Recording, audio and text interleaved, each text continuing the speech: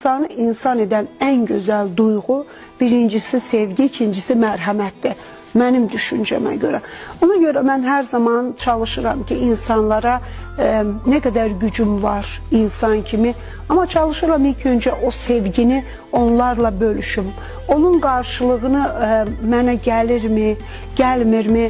Bunlar mənim üçün önəmli deyil. Məsələn, mənim həyatımda elə insanlar olub ki, yaxşılıq eləmişəm, mənə çox böyük pislik eləyiblər.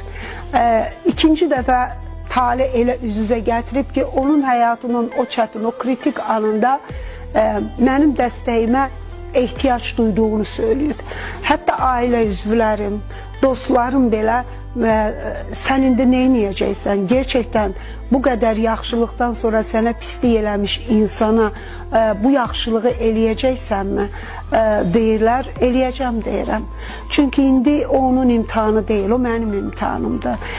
Yaradan mənim o yaxşılıq duyğularına, insanlıq duyğularına nə qədər, belə deyək, o əxlaqa nə qədər sahib olduğumu imtihanla keçirir.